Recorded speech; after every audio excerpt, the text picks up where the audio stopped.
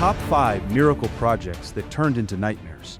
In China, billions are poured into cities no one lives in, towers no one rents, bridges no one drives on, and parks no one visits.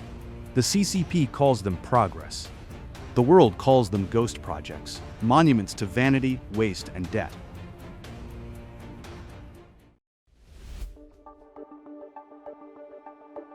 In a city already world-famous for its real historical sites and the breathtaking beauty of its national parks, officials decided that wasn't enough. So they poured 2.44 billion yuan, about $340 million, into building a fake ancient city. And just 10 kilometers away, they approved another copycat project, costing 1.7 billion yuan, about $240 million USD, with the exact same design. Today, both stand as empty ghost towns, worth nearly $600 million combined, monuments to waste and arrogance. The real question isn't only what went wrong, it's what kind of system builds its own failure twice. The story begins with the Jiujiang ancient city, a project of monumental ambition in Zhangjiajie, Hunan province. Sprawling across 40 acres, the size of 22 football fields, it was officially designated a setting. Star Project, a future national model for cultural tourism. The projections used to justify the colossal investment were ambitious. Officials promised annual revenues of nearly 500 million yuan, about 70 million USD, with net profits of 200 million yuan, about 28 million USD.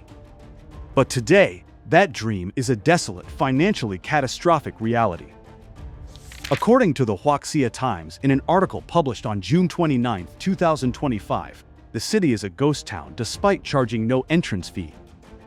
The few people wandering its vast, empty plazas are not tourists, but locals from the surrounding neighborhoods walking their dogs or playing with their children. Of the 188 commercial shops meticulously built to line its streets, all but 4 or 5 are vacant, their doors locked tight, and even those few tenants are not paying rent. After 4 years of trial operation, the project has already accumulated losses of more than 1 billion yuan, about 140 million USD. Financial statements released by its parent company, the Zhangjiajie Tourism Group, revealed the extent of the collapse. Liabilities of about $238 million against assets of only $195 million. That leaves the company with negative net assets of roughly 42.5 million USD. The most profitable part of this entire 336 million USD venture is, embarrassingly, the parking lot. The autopsy of this failure, as revealed in a scathing CCTV focus report, points to a fatal combination of blind ambition and staggering incompetence. Zhangjiajie, the party secretary and chairman of the state-owned parent company, confessed the primary motive was simply following the national trend of ancient cities and towns. Around 2016, a speculative frenzy to build imitation historical sites swept China. Zhangjiajie, it seems, simply wanted to copy what others were doing. Seeing others' ancient cities and towns doing well, Zhang admitted, "We always thought that if we built one, we could also operate it well." This copy-paste strategy was executed with reckless, almost unbelievable haste. Official approval documents show it took a mere 3 months from the project's establishment in March 2016 to the start of construction in June. The lack of planning was so severe that the project descended into chaos, plagued by constant design changes and a state where, at times, construction was waiting for the design. A project scheduled to take 550 days ultimately took nearly 5 years to complete. The final product was a generic, soulless attraction. In Zhangjiajie's own words, "It's called an ancient city, but it lacks its own unique personality and characteristics, so it became generic and cookie-cutter." Its supposed centerpiece was an immersive show called Meeting Dayong, built at a cost of several hundred million yuan. But its theater had a maximum capacity of just 349 people, a fatal design flaw in a city where competing shows can host 2,000 to 3,000 spectators per performance. The show was a financial black hole. The investment in this theater was huge. Zhang lamented. Even with a full house, it's only just over 300 people at a time. How can that support a project worth over 2 billion? This lesson is truly profound. Qin Hongfei, the project's general manager, was even more blunt. Every performance was a loss, so we just stopped it, he stated. The other attractions fared no better. In the first half of 2024, the Flying Theater and boat rides sold a combined total of just 2,300 tickets, an average of less than 15 people per day. This brings us back to the most baffling part of the story. As the mismanaged, ill-conceived Jiujiang ancient city was hemorrhaging money and falling years behind schedule, officials approved another project, just 10 kilometers northwest. Jiujiang City. The parallels are damning. A 1.7 billion yuan investment, about 238 million USD. Construction started in the exact same period, a nearly identical architectural style, and the same monotonous business model. Today, that second ghost town has never even officially opened. The logic, it turns out, was never about creating a viable tourist destination. It was about following a national trend, rushing to launch massive, headline-grabbing construction projects, and spending huge sums of borrowed money to do it. The result is two multi-billion yuan monuments to failure, sitting nearly side by side, a testament to a system where the pressure to build and to spend outweighed any obligation to think. The same logic that builds ghost towns also conquers mountains. In Zhangjiajie, the goal was to manufacture history where none existed. On the cliffs of Ling Mountain in Jiangxi Province, the goal was simpler: to eliminate effort. For centuries, the 1,496-meter Tianti Peak demanded a 4-hour pilgrimage over steep, unforgiving rock. Today, after 127 million yuan, about 17.5 million USD, in borrowed money, it offers a 20-minute ride. Its name is the Cloudtop Skyladder, a colossal steel spine grafted onto the mountain's ancient cliffs, an 88-story vertical ascent over 684 meters. But the true shock of the Skyladder isn't its height or its cost. It's who is paying for it.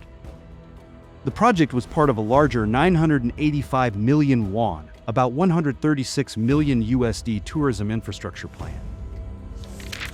Public tender documents, unearthed by reporters, revealed the stunning truth. The funding sources were listed as self-raised funds and special bonds. But by the end of 2023, the actual amount of self-raised funds was zero. The entire project was built on a mountain of government debt. The reaction was swift and brutal, an eruption of public fury online. When it's not your own money, you're especially generous, one citizen wrote, capturing the widespread sense of fiscal betrayal. Another sarcastically predicted the next step. Soon they'll be tiling the Great Wall. The project instantly became a monument to what many saw as reckless government spending and a profound misunderstanding of nature. Deeper analysis from mainland reports suggested a cynical logic at play. The boom in these scenic escalators, critics pointed out, conveniently coincided with a downturn in China's real estate market. With fewer buildings to equip, escalator companies were desperate for new business. The mountain, it seems, wasn't just being made accessible, it was being used as a convenient new market for a failing industry's excess capacity. Faced with a full-blown crisis of public trust, the authorities buckled. On August 13, 2025, just weeks after its grand trial opening, the Cloudtop Skyladder was abruptly shut down. The official excuse was equipment maintenance and the need to improve supporting facilities. A thin veil for a project that had become politically radioactive.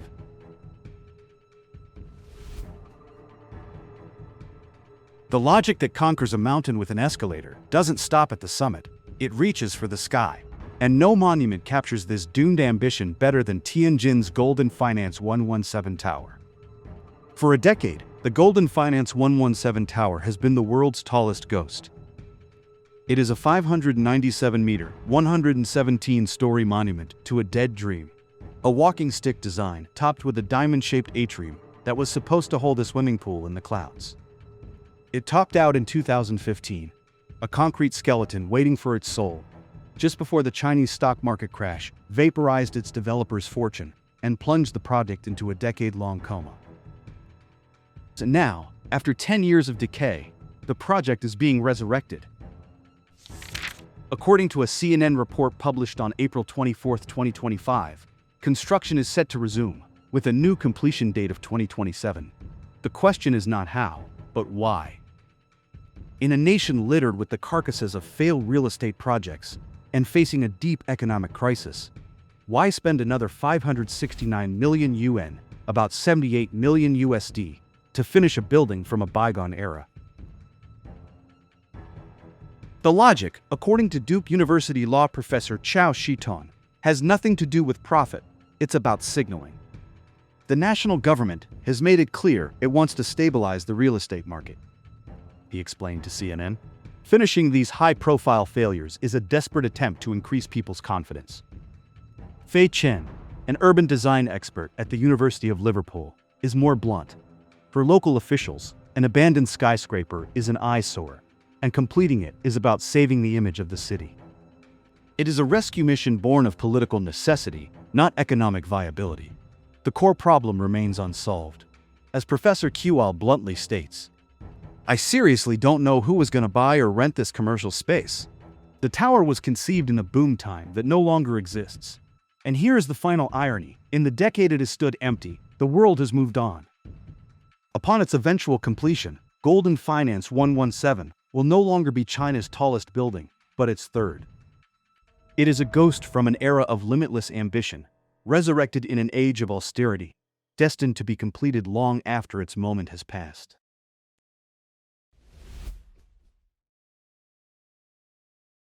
China's history of wasteful megaprojects doesn't end with ghost towns and empty amusement parks. Some failures sit out at sea. The Hong Kong-Zhuhai-Macau Bridge, or HZMB, is the world's longest sea-crossing bridge, a 55-kilometer structure that includes the world's longest immersed tunnel, buried nearly 40 meters below the seabed. Completed in 2018 after nearly a decade of construction, the bridge cost close to $20 billion, double the original estimate. On paper, it was presented as a national achievement. 我宣布，港珠澳大桥正式开通。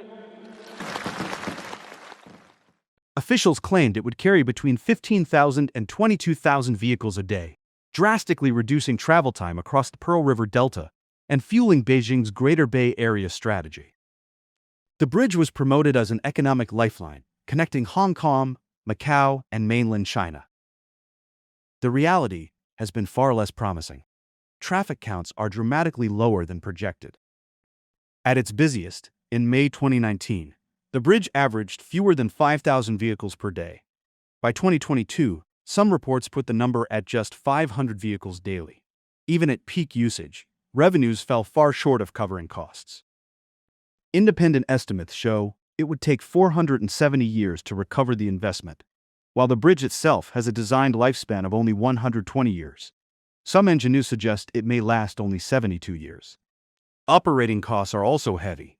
Annual maintenance is estimated at more than $81 million, with overhauls every decade costing another $84 million. The balance sheet suggests the project was financially unsustainable from the start. The funding also raises questions. Roughly 42% of the costs came directly from taxpayers in Hong Kong, Macau, and Zhuhai, with the remainder financed through bank loans.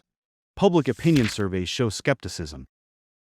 Nearly half of Hong Kong residents polled said the bridge would bring very little or no benefit to the city, with many arguing that the funds could have been better used for education, healthcare, or social services.